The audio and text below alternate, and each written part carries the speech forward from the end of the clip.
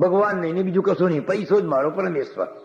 પણ જો એના ઘરમાં, જેના ઘરમાં ભક્ત બહેન છે, પત્ની ભક્ત છે, સુલક્ષણા છે, એનું કલ્યાણ થાય છે. હા, પેલી પત્ની સારા ઘરની હતી, ભક્તના ઘરની હતી કે આ મારા પતિને પૈસા સિવાય કશું દેખાતું જ નથી, ભગવાનનું નામ જ નથી લેતા.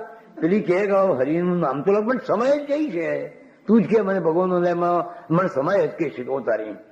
પેલી બાઈ બહુ હોશિયાર, એટલે એક યુક્તિ કરી, એક કામ કરો કે બોલો તમે નાવા બેસો છો, તારે કશું કામ કરો છો? જો કે તે વખતે વેપારના વિચાર તો કરતો જાય છે હું, હા, કે વેચું કે ના વેચું, અમુક વેચું, પણ હું એટલું ના કરશો. પણ આ તમે તાંબાકુડીમાંથી પાણીનો લોટો લીધો અને માથા પર ધાર કરો, ત્યાંથી રામ રામ કૃષ્ણ કૃષ્ણ રામ રામ કૃષ્ણ કૃષ્ણ બોલતા જાઓ. પછી તમે શરીર રૂચે પંચું પહેરીને પાટલા પર આવીને બેસો તો લગી બોલો, પછી તરત જમવાનું તૈયાર જ હોય. એટલી વાર તો બોલો. પેલા વિચાર કરો કે આ પત્નીનું માન રાખવું ભાઈ, કારણ કે દાળ એટલી વાર આપણે બીજે શું વિચાર કરવાના છે, ત્યારે એવું કરીશું. એટલે પેલા હાલ ચાલે એટલું કરીશ તારે. એટલે પેલો આમ લે અને માથા પર પાણીની ધાર કરી લે, રામ રામ રામ રામ હરે રામ હરે રામ, જલ્દી જલ્દી રૂચે પંચો, ચાલ ચાલ મૂકી દે મૂકી દે મૂકી દે, આ ભાઈ તૈયાર જ છે સારી. પણ એટલી વાર તો બોલે. આમ કરતા વર્ષો ગયા, પેલા એવી ટેવ જ પડી ગઈ. પછી આમ કરે ને માથા પર હરનું નામ બોલવાનું શરૂ થઈ જાય. પેલો શેઠ વૃદ્ધ થયો, મરણની પથારી પર આવી ગયો ભાઈ, છેલ્લો શ્વાસ ચાલે છે, નાડીઓ ખેંચાઈ છે. ભાઈબંધો આવ્યો, શેઠ હરિનું નામ લો, પણ ક્યાંથી લે?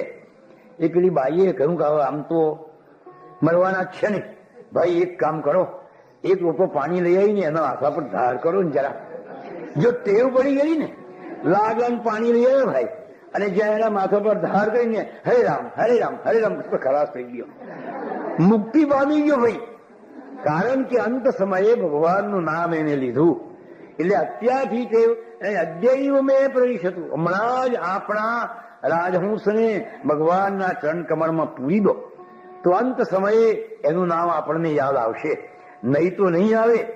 માટે ગુરુ મહારાજે ગાયું છે કે હરતા ફરતા ઉઠત દત્ત હિ બેઠત દત્ત, ઉઠત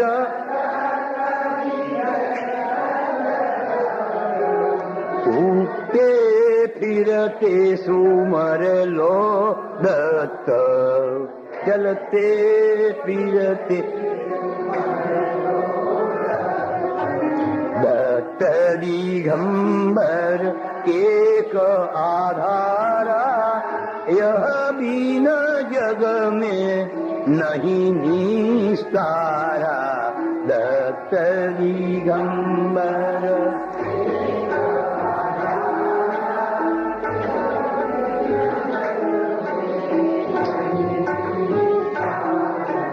ખાવત દત્ત હિ પીબત દત્ત,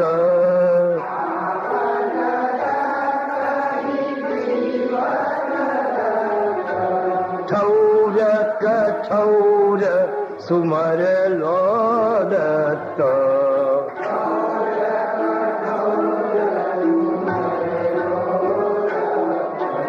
દત્ત દિગંબર એક આધારા, યહ બીન જગ મેં નહીં નિસ્તારા, દત્ત દિગંબર.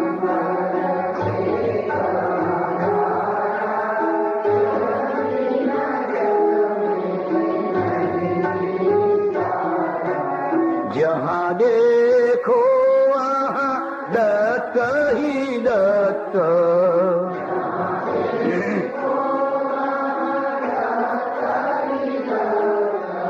तपसी दूजो रंगन दत्त,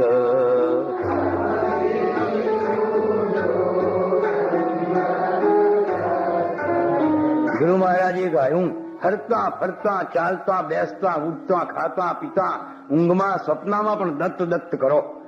જો હનુમાનજી સીતાની શુદ્ધ લેવા ગયા છે, કેટલીક વાર આપણે એને બરાબર સમજતા નથી હોતા, ત્યારે અવળો અર્થ થઈ જાય છે. બધા માને છે કે હનુમાનજી સીતાની શોધ કરવા ગયા છે. આ વાત તદ્દન ખોટી છે. સીતાની શોધ કરવાની જ નથી.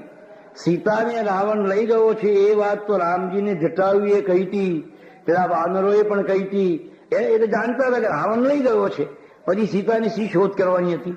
સીતાની શોધ તો થયેલી હતી, પણ કેવો શબ્દનો ભ્રંશ થઈ ગયો કે સીતાની શુદ્ધિ જોવા ગયા હતા. રામજીએ લશ્કર ભેગું કર્યું કિષ્કંધામાં. એ લાખો એટલા બધા વાનરોને રીછો આવી ગયા. ચઢાઈની તૈયારી કરી રાવણની ઉપર જવાની. એટલે જાબુવાન બહુ ડાયા હતા. હનુમાનજી પણ એવા બુદ્ધિમાન હતા. ઉભારો મહારાજ, એકદમ જઈને આપણે રાવણ પર હલ્લો કરીએ અને એને મારી નાખીએ, એને લૂંટી લઈએ ગમે તે. પણ સીતા જો રાવણની પટરાણી બનીને રહી ગયા હોય, સીતાને રાવણની લંકામાં એના મહેલમાં જો ગમી જ ગયું હોય, એની રાણી બની જ ગયા હોય, તો એવા સીતાને લાવવાનો કોઈ અર્થ ખરો કે ના? ભાઈ, પહેલા તપાસ કરાવો કે સીતા શુદ્ધ છે કે કેમ, સીતાને અહીં આવવું છે કે કેમ. જો સીતા આપણે માટે તડફતા હોય, આપણે માટે આવવાની તીવ્ર ઈચ્છા હોય, તો લાખોને મારીને લોહીની નદીઓ વેવડાવીને પણ સીતાને લાવવી જોઈએ. પણ જો સીતા રાવણ ન થઈ ગયા હોય તો એ સીતાને લાવવાનો શું અર્થ છે? માટે પહેલા તપાસ કરાવો કે સીતા શુદ્ધ છે કે કેમ, અને પછી આપણે હલ્લો કરીએ. એટલે હનુમાનજીને મોકલે છે કે જાઓ, તમે સીતાની શુદ્ધિ છે કે કેવી, પવિત્રતા છે કે કેમ.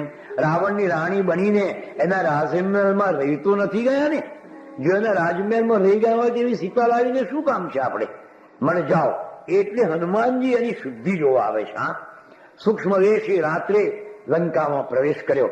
જો વાત ચાલે છે સ્મરણ ભક્તિની, હા, જો પેલા વાંદરોના અંત સમયે રામ રાક્ષસ હતા તો એમની મુક્તિ ના થઈ, એટલે જીવતા થયા. અને પેલા રાક્ષસોના હૃદયમાં રામ હતા એટલે એમની મુક્તિ થઈ ગઈ છે, માટે જીવતા થયા નતા. માટે અંત સમયે પ્રભુનું નામ આવે તો જ મુક્તિ થાય. સ્મરણ કરવું તો સાત્વિક, કે જે આપણને સુખી કરે, જે સ્મરણથી આપણા અંતઃકરણમાં આનંદ થાય, જેનું સ્મરણ કરવાથી અંતરમાં રહેલા કુવિચારો નાશ પામે, એ સ્મરણ સાચું. હૃદયમાં મનમાં વિચાર આવે કે આજે આ ખોટું કામ કરવું છે, આનું આજે લૂંટી લેવું છે, આને આજે મારી નાખવો છે, આને આજે ખરાબ કરવો છે, એવો વિચાર આવે, એ ખરાબ વિચાર છે. એ જ વખતે એવું સ્મરણ કરો કે પેલો વિચાર ચાલ્યો જાય. રાક્ષસો નથી, દુર્વૃત્તિ એ જ દાનવ છે. ગુરુ મહારાજે તો સરસ ગાયું કે દુર્વૃત્તિ દાનવ સંહાર. અંતરમાં જે દુર્વૃત્તિઓ, ખરાબ વિચારો જાગે છે, એ જ રાક્ષસ છે. અને એ રાક્ષસને મારવા માટે આ સ્મરણ ભક્તિની જરૂર છે. એવા ઈષ્ટદેવનું સ્મરણ કરીએ કે આપણા કુવિચારો ચાલે જાય. એ પેલા વિદ્યાર્થીને બીડી પીવાની ઈચ્છા થઈ, લાઈક છાનો માનો કોઈ ના જોયું હું પી લઉં. સાહેબ આયા, સાહેબ આવે કે તમે બીડી છોડીને નાખી જાય, ના આવ્યા હોય તો પણ. એવી રીતે ભગવાનનું નામ આવતા અંતરમાં રહેલી જે દુર્વૃત્તિઓ છે એનો નાશ થઈ જાય, ત્યારે સ્મરણ સાચું કહેવાય. જબ યાદ તુમ્હારી આતી હૈ, दुर्वृत्ति दूर चली जाती है, तब शांत सुरम्य ही होता हृदय हमारा, तुम बिन है कौन हमारा. गुरुदत्त बसे नारेश रंग के वेश, ओ अवधुत प्यारा, तुम बिन है कौन हमारा. जब याद तुम्हारी आती है, दुर्वृत्ति दूर चली जाती है. સ્મરણ કોને કહેવાય? કે જેનું સ્મરણ કરતો આપણા અંતરમાં રહેલો ખરાબ વિચાર ચાલ્યો જાય, દુષ્ટ વિચારનો નાશ કરી નાખે, ત્યારે સ્મરણ સાચું કહેવાય.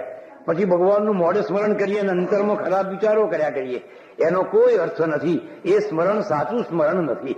સાચું સ્મરણ તો સ્મરણ કરતા દુર્વૃત્તિઓ ચાલી જાય, ત્યારે એ સાચું સ્મરણ કહેવાય. મારા ભગવાન જુએ છે, પાપ કરતા અટકાવે આપણને. જેનું સ્મરણ, એ સ્મરણ સાચું કહેવાય. તો પેલા સ્મરણની વાત ચાલે છે. હનુમાનજી રાવણના મહેલમાં પ્રવેશ્યા. એક પછી એક ઓરડા જતા જતા જતા જતા જતા રાવણનો ઓરડો આવ્યો. અત્તરના તો દીવા સળગે છે, એ ઝાગ જમાડ સોનાના બધા સ્તંભો અને તેને સુંદર સોનાના પલંગ પર મંદોદરી સુતા છે. રાવણ સુતો છે. મંદોદરીનું મુખ જોયું. હનુમાનજીને લાગ્યું કે આ સીતા હશે. હનુમાનજીએ સીતાજીને જોયા નતા, એટલે એને લાગ્યું કે આવા રાક્ષસની પત્ની આવી હોય જ ના, આવી સાત્વિક, આવી સતી, આવી તેજસ્વી રાક્ષસને ઘેર ન હોય તો બસ સીતા માતા રાવણ બની ગયા અને રાવણના શયન ગૃહમાં સુતા છે. અરે રામ રામ, એમના અંતરમાં દુઃખ થાય છે. પણ ભગવાન કેવા છે? એ જ વખતે મંદોદરીને ખરાબ સ્વપ્ન આવે છે, એકદમ જાગી જાય છે. મહારાજ મહારાજ તમે એક કરો, આમ તમે સીતાને પાછી આપી દો. હનુમાનજી ચમક્યા, સીતાને પાછી આપી દો? મહારાજ મને સ્વપ્ન આવ્યું કે જાણે કે તમે માથું મુડાવીને ઊંટ ઉપર બેસીને કરેણનો હાર પહેરીને દક્ષિણ દિશામાં જઈ રહ્યા છો. જાણે આપણી બધી જે પુત્રની વહુઓ છે એ બધાએ કાળા કપડા પહેર્યા છે, જાણે કે કોઈ વાનર આવ્યો અને લંકાને બાળી દીધી. આવા ભયંકર મને સ્વપ્ન આવે છે. મહારાજ હજુ માનો મારું, અને તમે સીતાજીને પાછળ આપી દો. એ તો જગદંબા છે. હનુમાનજીને આનંદ થયો, આ સીતા નોય, આ તો મંદોદરી છે. વાહ વાહ, સીતા કોઈ જગ્યાએ છે. એટલે ત્યાંથી આગળ ચાલ્યા. જો હવે સ્મરણ ભક્તિ આવી. હા, આગળ ચાલ્યા એટલે વિભીષણનો અથવા એક ભદ્ર પુરુષનો ઓરડો આવ્યો. હવે જો ઉઠત દત્ત હિ બૈઠત દત્ત, કેવી સુંદર આપણા શાસ્ત્રકારોએ બગાસું આવે તો રામ રામ રામ, છીંક આવે તો અંબા અંબા અંબા, હા પાછું ફરીએ તો રામ, આમ ફરીએ તો રામ, ઉઠીએ તો રામ, બેસીએ તો રામ. આવી રીતે જો રાખીએ તો અંત સમયે રામ આવે. પેલા વિભીષણ રામના પરમ ભક્ત હતા. ભગવાન હનુમાનજી એમને ઓળખતા નતા. એ જ વખતે વિભીષણ પાછું ફર્યા. હવે પાછું ફરતી વખતે રામ બોલવાની ટેવ, જો કેવી સુંદર ટેવ છે આ. એટલે રામ કરીને પાછું ફર્યા.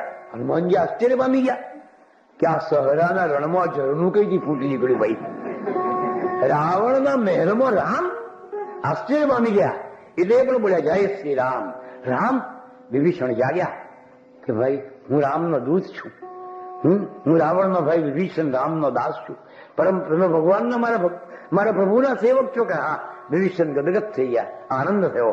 મને પહેલા કહો કે સીતાજી કુશળ છે કે? હા પવિત્ર છે, પવિત્ર છે. અને સીતાજી અશોક વાટિકામાં વિરાજે છે અને રામ સિવાય કોઈના સ્મરણ કરતા નથી. રાવણના સામું તો નજર પણ કરી નથી. ખરેખર હનુમાનજીને ખૂબ આનંદ થઈ ગયો. એટલે વિભીષણે કહ્યું કે વીરા જલપાન કરો, કઈ સમીક્ષક નહીં. સાચો સેવક કોને કહેવાય? જ્યાં સુધી શેઠનું કામ પૂરું ના થાય ત્યાં સુધી મોઢામાં પાણીનું બુંદ પણ ના મુકાય. આપણે તો નોકરને મોકલીએ છીએ, પેલો હોટલમાં ચા નાસ્તો કરી લેવા દે ભાઈ, કાલે ખાવાનું મળશે દે તો પેલો ખાઈ લે પછી જાય આગળ. પણ જો આ હનુમાનજી સેવક કેવા છે, કેવા હોવા જોઈએ સેવક? કે જ્યાં સુધી મારા સ્વામીનું કામ પૂર્ણ ન થાય, જ્યાં સુધી સીતાજીને મળું નહીં, એની પવિત્રતાની શુદ્ધતાની ખાતરી ન કરું, ત્યાં સુધી મોઢામાં પાણી પણ કેમ મુકાય કે નહીં મૂકવું. એટલે વિભીષણે કહું કે વાહ, ભગવાન જ તમને મોકલ્યા છે, મને તમે જ મારા ગુરુ, તમે મને ગુરુ મંત્ર આપો. કે હું ક્યાંથી ગુરુ? વિભીષણે કહ્યું કે નહીં, તમે ભગવાનના કરતા ઉત્તમ છો. મોરે મન પ્રભુ અસબીસ બાસા, રામ સે અધિક રામ કા દાસા. ભગવાન મને વિશ્વાસ છે કે રામના કરતાંય રામના દાસ વધારે અધિક છે, મહાન છે. હનુમાનજી આશ્ચર્ય પામી ગયા કે શું એની ભક્તિ? ના, મને મંત્ર આપો. હનુમાનજી અને રામ નામનો મંત્ર આપ્યા. આ બસ આ જ મોટો મંત્ર. અને તું મારો મંત્ર વિભીષણ માનો, લંકેશ્વર ભયો સબ જગ જાનો. અને એ મંત્રથી એ લંકાનો પતિ બની ગયો. તુલસીદાસજી કહે છે કે આખી જગત આ વાત જાણે છે. વાત ચાલે છે સ્મરણ ભક્તિની. હા, વિભીષણ લંકાપતિ કેમ બન્યા? સ્મરણથી. જો પાછું ફેરવ્યું રામ ના બોલ્યા હોત તો હનુમાનજી એમને ઓળખે તે નહીં, અને આ મંત્ર મળે તો નહીં, એમને કલ્યાણ થાત નહીં. પણ એટલે હર પડે એના અસ્તિત્વની અનુભૂતિ કરો. એમ જેમ બાપજી કહે છે આપણને, ક્ષણે ક્ષણે દરેકમાં આપણને આપણા ઈષ્ટદેવ દેખાય, ત્યારે એ સાચું કહેવાય. બાપજી ઘણી વાર કહેતા કે હું દર્શન આપવા નથી બેસતો, હું તો દર્શન કરવા બેસું છું. આ મારા દત્ત ભગવાન કેવા હજારો જુદા જુદા રૂપ લઈને મને દર્શન આપવા માટે આવે છે, એટલે હું તો એમને દર્શન કરવા બેસું છું. અને અવધૂતના દત્ત એ કોઈ મંદિરના ગર્ભદ્વારમાં બેઠેલા કે કોઈ પર્વતની ટોચ પર કેવા બેઠેલા ભગવાન દત્ત નતા. એમના દત્ત તો કેવા હતા કે દત્તાત્રેયમ તમ હૃદિ સંતમ પ્રણતોસ્મિ, દત્તાત્રેયમ તમ હૃદિ સંતમ પ્રણતોસ્મિ પ્રાદુર્ભૂતમ યત્રિતપઃ કિમ જગદર્થે કિમ જનસૂયા પાતિવ્રત્યમ યજુમે રૂપમ રૂપમતીકમ બહુરૂપમ દત્તાત્રેયમ તમ હૃદિ સંતમ પ્રણતોસ્મિ. કેટલી ઉદાત્ત ભાવના છે અવધૂતજીની. એમનો દત્ત કોઈ આવો મંદિરોમાં રહેનારો નતો, પણ પ્રાણી માત્રના હૃદયમાં, પ્રાણી માત્રના હૃદયમાં રહેલા હે દત્ત, હું તને નમસ્કાર કરું છું. જો અવધૂતની કેટલી દરેકમાં એને દત્ત દેખાતા હતા. એટલે એ દત્તને એ સ્મરણ કરતા અને નમસ્કાર કરતા ને તો એના હૃદયમાં રહેલા જે દત્ત છે એને ભગવાન નમસ્કાર કરતા. એટલે સ્મરણ ભક્તિનું આ મહત્વ છે. એટલે સાચી ભક્તિ સ્મરણ ભક્તિ છે. એક માણસ જેવું દ્વારા આપણને આમ ભગવાન વિઠોબા રૂકમાંબાને સમજાવે છે કે સ્મરણ સાત્વિક હોવું જોઈએ. એક વખત એક ભાઈ બાપજી પાસે આવ્યા. એમના મનમાં ઊંડે ઊંડે હું કે બાપજી દત્તના ઉપાસક છે, એટલે જોઈએ હવે શું કહે છે કે બાપજી મારે ધ્યાન ધરવું છે, તો કઈ મૂર્તિનું ધ્યાન ધરવું? બાપજી કહું એના મનમાં ઊંડે એવું હતું કે બાપજી મને એમ કહે છે કે દત્તનું ધ્યાન ધરો. પણ એ ચેલેન્જ પૂર્વક કહું છું, પડકાર કરીને કહું છું કે બાપજીએ કોઈને એમ નથી કહું કે તમે દત્તને ભજો. તમને જે દેવ પર શ્રદ્ધા હોય, તમારા જે ઈષ્ટદેવ હોય એનું તમે સ્મરણ કરો. હું મારા ઈષ્ટદેવનું સ્મરણ કરું છું, તમે તમારાનું કરો, પણ તમે આને જ ભજો એવો આગ્રહ બાપજીએ કદી નથી રાખ્યો. કોઈ નવો વાળો કે નવો સંપ્રદાય એવું કશું ઊભું કર્યું નથી. બધા સંપ્રદાયોને એમને સમાવી લીધા છે. બહુ લંબોદર હતા ને ભાઈ, લંબોદર હતા, બધું સમાવી દેતા હતા. કોઈ કહે કે કોઈ કષ્ટ આપે, બધું જ. એટલે તો ફોજને ગાવું પડ્યું કે કલયુગમાં ગુરુદેવ કષ્ટ સહન કરતા, ગુરુ કષ્ટ સહન કરતા, દ્વૈત નિકંદન કાઢી અદ્વૈતે રમતા, જય દેવ જય દેવ. કેટલું કષ્ટ સહન કરે. લંબોદર હતા ગુરુ મહારાજ તો, એટલે બધું સહન કરતા. તેમ એ સ્મરણ સાત્વિક હોવું જોઈએ. પેલા ભાઈને કહું કે તમારા ઘરમાં દેવોની મૂર્તિઓ હોય, એમાંથી જે દેવની મૂર્તિ તમને બહુ ગમે એને તમે સામે મૂકી અને ધ્યાન ધરો. કે બાપજી સાચી વાત કહું, મારા ઘરમાં હું દેવની મૂર્તિ રાખતો જ નથી, એટલે હવે શું થાય? એમ તો કઈ વાંધો નહીં, તો ફોટા રાખતા હોય તમે ઘરમાં દેવદેવીઓના, તો એમાંથી જે ફોટો તમને ગમે એને સામે મૂકીને તમે ધ્યાન ધરો. કે બાપજી સાચી વાત કહું, હું કોઈ દેવદેવીઓના ફોટા રાખતો જ નથી. કે કોના રાખો છો? તમારા સગાવાળાના ફોટા ખરા. એમ કરો, તમારા સગાવાળામાંથી તમને જે ફોટો બહુ ગમે એ ફોટો સામે મૂકી અને એને ધ્યાનનું આલંબન બનાવો. સાચું કહું બાપજી, મને મારી પત્નીનો જ ફોટો બહુ ગમે છે. જબરો નીકળ્યો આ તો. એને સામે મૂકીને ધ્યાન ધરું. બાપજી કહ્યું ધરો, એમાં વાંધો નથી, પણ તમારા અંતરમાં ઊંડે ઊંડે વાસના તો જાગૃત નહીં થાય ને, મનમાં વિકાર તો ઉત્પન્ન નહીં થાય ને. એ તો બાપજી હું કેવી રીતે કહી શકું? પત્નીનો ફોટો સામે હોય પછી કેમ ના વિકાર આવે? તો બાપજી કે તું તો નહીં ધરવાનું ભાઈ. એમ કરો, તમારી માનો ફોટો હોય ને તો માનો ફોટો સામે મૂકો અને એનું તમે ધ્યાન ધરો. ત્યારે બાપજીએ બહુ સુંદર વાત કરી કે ધ્યાનનું આલંબન સાત્વિક હોવું જોઈએ. કે જેને જોતા આપણા અંતરમાં રહેલા કુવિચારો નાશ પામી જાય, વાસના નિર્મૂળ થઈ જાય, બે દુઃખો જતા રહે બધા, એ જ સ્મરણ સાચું. એ સિવાય બીજી બધી સ્મરણ ભક્તિ નકામી છે. સાચી સ્મરણ ભક્તિ એનું સ્મરણ કરતા અંતરમાં આનંદ આનંદ થઈ જાય, રોમ હર્ષ થઈ જાય. મારા ગુરુ મહારાજ, મારા ભગવાન, મારા ઈષ્ટદેવ, મારા લક્ષ્મીનારાયણ, મારા સ્વામિનારાયણ, મારા ઈસુ, એ કોઈ પણ દેવ હોય પણ એનું સ્મરણ કરતા કરતા રોમ હર્ષ થઈ જાય, આનંદ થઈ જાય. તારે એ સ્મરણ સાચું કહેવાય. અને એ સ્મરણ ભક્તિ આપણા અંતઃકરણને શુદ્ધ કરે, આપણને મુક્તિ અપાવે. ભગવાન વિઠોબા મા રૂકમાંબાને સમજાવે છે કે સાચી સ્મરણ ભક્તિ કોને કહેવાય? કે આનું આલંબન સાત્વિક હોવું જોઈએ, બીજું બધું નહીં કે જેનું સ્મરણ કરતા આપણા અંતરમાં રહેલા દુષ્ટ વિચારો નાશ પામી જાય. એનું સ્મરણ કરીએ એટલે બધું દુઃખ દૂર થઈ જાય.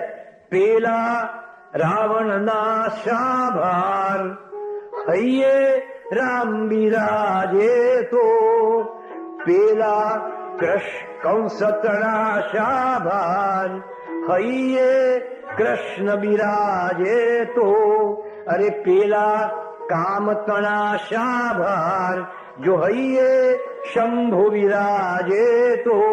જો હૃદયમાં ભગવાન છે, એનું સ્મરણ છે, તો દુષ્ટ આપણને શું કરવાનો છે? માટે સાત્વિક સ્મરણ રાખો. ત્રીજા પ્રકારની ભગવાનની ભક્તિ છે સાત્વિક સ્મરણ. એવું સ્મરણ કરો કે ભગવાનને ખેંચાઈને આવવું પડે. ગુરુ મહારાજને પૂછીએ કે બાપજી આવો ક્યારે પધારો છો? તમે ભજન કરો, તમારું ભજન મને ખેંચી લાવશે. આપણે એવું ભજન કરીએ, એવું સ્મરણ કરીએ કે ભગવાનને ખેંચી લાવે. આ કવિએ ગાયું છે, તું રચાવ એવું ગીત જે ગીતને ખેંચી લાવે, તું ગવાડ એવું ગીત જે ગીતને ખેંચી લાવે. ભગવાન એવું ભજન કરાવો કે તને ખેંચી લાવે. મીરાએ શું એવું ગાયું, પ્રગટ થયા ઘનશ્યામ, ગીત કયું નરસિંહનું સુણી દોડ્યા રાધે શ્યામ. તું રચાવ એવું ગીત જે ગીતને ખેંચી લાવે. ભગવાનને ખેંચી લાવે એ જ ભજન સાચું. પેલા સુગ્રીવ, પેલા હનુમાનજીનું, પેલા જટાયુનું, મીરાનું, સબરીનું એ ભજન સાચું કે ભગવાનને ખેંચાઈને એની પાસે જવું પડ્યું. ત્યારે સ્મરણ ભક્તિ સાચી કહેવાય. એટલે સાત્વિક આપણા ઈષ્ટદેવ જે હોય એનું હર પડે સતત સ્મરણ કર્યા કરો તો ધીમે ધીમે ધીમે ધીમે ધીમે અંતઃકરણ શુદ્ધ થઈ જશે. એટલે સ્મરણ ભક્તિ અગત્યની ભક્તિ છે. અને ચોથી ભક્તિ પાદ સેવન. સામાન્ય રીતે જોવા જઈએ તો પાદ એટલે પગ અને સેવન એટલે સેવા. ભગવાનના પગની સેવા કરવી એને પાદ સેવન ભક્તિ કહેવાય. ભગવાનની મૂર્તિને પગની પૂજા કરીએ, આ સામાન્ય અર્થ છે. પણ એનો બહુ વ્યાપક અર્થ છે. પાદ સેવન ભક્તિ તો બહુ જરૂરની, અગત્યની, બહુ જ મજાની ભક્તિ છે. હા, જુઓ ભગવાનના પગ કોણ છે? બ્રાહ્મણોસ્ય મુખમાં સીદબાહુરા જન્યા કરેતા, ઉરુ તદ્વસ્યૈ પદવ્યાભૂષુદ્રો અજાયત. આ વેદોએ ગાયું છે કે એક વિરાટ પુરુષ છે. બ્રાહ્મણો એનું મુખ છે, ક્ષત્રિય એના બાહુ છે, વૈશ્ય એના ઉરુ છે અને શુદ્ર એના પગ છે. પાદ સેવન ભક્તિ એટલે જે કચડાયેલા છે, જે ગરીબો છે, જે તુછડાયેલા છે, જે વૃદ્ધો છે, જે રોગીઓ છે, આ બધાની સેવા એ ભગવાનની પાદ સેવન ભક્તિ કહેવાય. નાનામાં નાની આ સેવા પણ અત્યંત ઉત્તમ સેવા છે. હા, ગુરુ મહારાજે તો ખૂબ લખ્યું છે એના માટે કે ભાઈ પાદ સેવન ભક્તિ એટલે નાનામાં નાના માણસની એને કલ્યાણ થાય, એનું સારું થાય એવા પ્રકારની એની સેવા કરીએ એ ભગવાનની પાદ સેવન ભક્તિ છે. એક ભૂખ્યાના મોઢામાં ટુકડો મૂકીએ રોટલાનો એ ભગવાનની પાદ સેવન ભક્તિ. એક તરસ્યાને પાણી પાઈએ એ ભગવાનની પાદ સેવન ભક્તિ. એક ધ્રુજતાને વસ્ત્ર ઓઢાડીએ એ ભગવાનની પાદ સેવન ભક્તિ. એક વૃદ્ધને એસટીમાં બસમાં ચડાવવા આપણે મદદ કરીએ હાથ ઝાલીને એ ભગવાનની પાદ સેવન ભક્તિ. એક આંધળાનો હાથ ઝાલીને એને રસ્તો ક્રોસ કરાવીએ એ ભગવાનની પાદ સેવન ભક્તિ. બહુ વ્યાપક ભક્તિ છે. તમારા કોઈ પણ શરીર વડે, તમારી કોઈ પણ વિશેષતા વડે આ સમાજ બધા પ્રભુના સ્વરૂપો છે, એમને કલ્યાણ માટે એને વાપરવું એ ભગવાનની પાદ સેવન ભક્તિ છે. ગુરુ મહારાજે તો બહુ ઊંચે ઊંચે ગાયું છે કે આપ્યું તે તારાને આપી રાચું મન મોજાર વાલા, રાચું મન મોજાર, શેષે પૂર્ણતા પીછાનું એવો દી દેખાય, એવો દી દેખાય.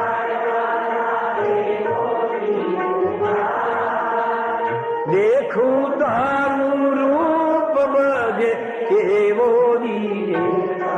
ભગવાન તે મને જે કઈ આપ્યું છે આ બધા તારા સ્વરૂપો છે, એને આપું.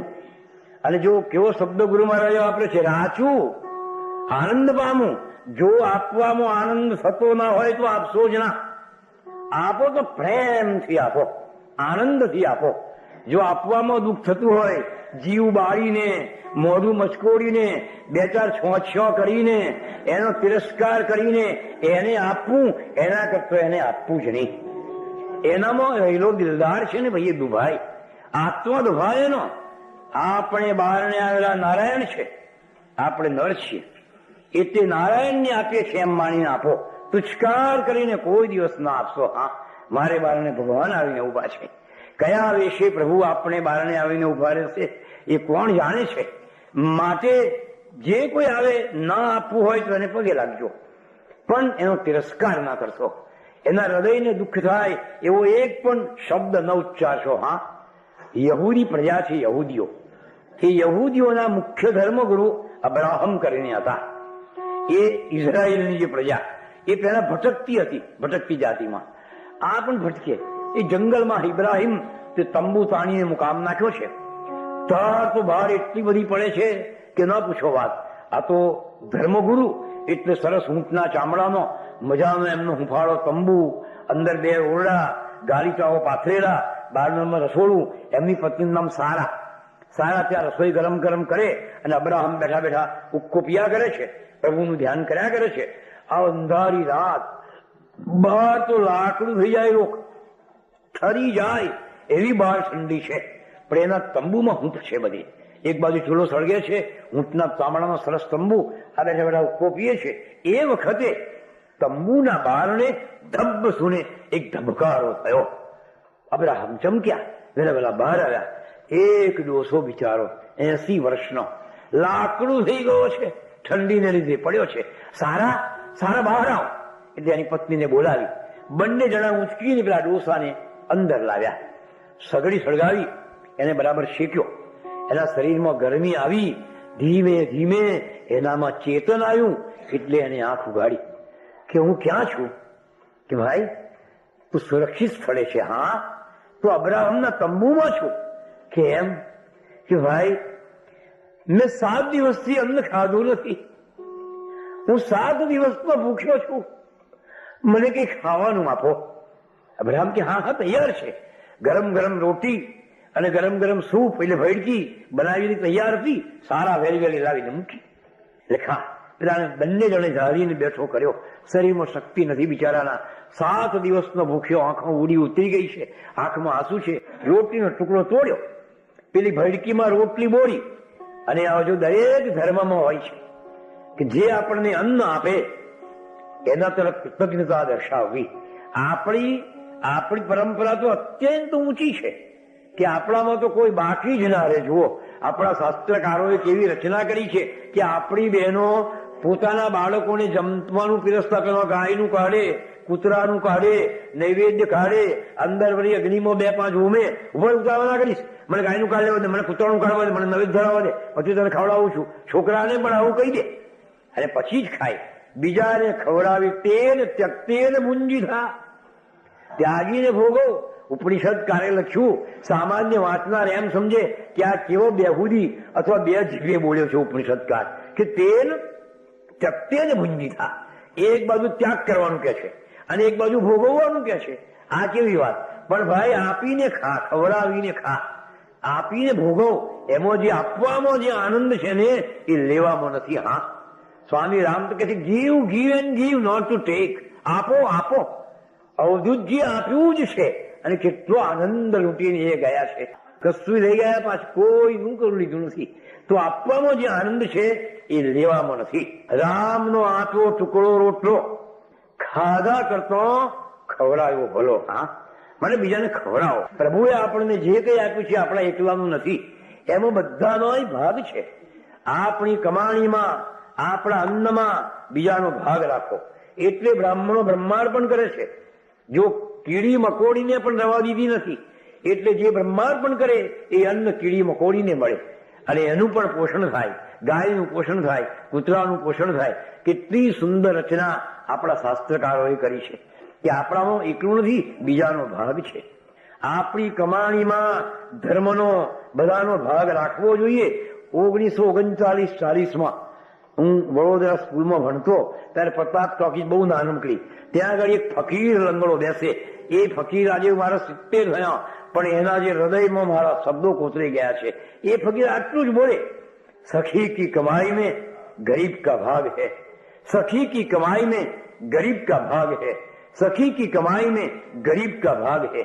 આપણી કમાણીમાં ગરીબનો ભાગ રાખજો ભાઈ, ધર્મનો ભાગ રાખજો.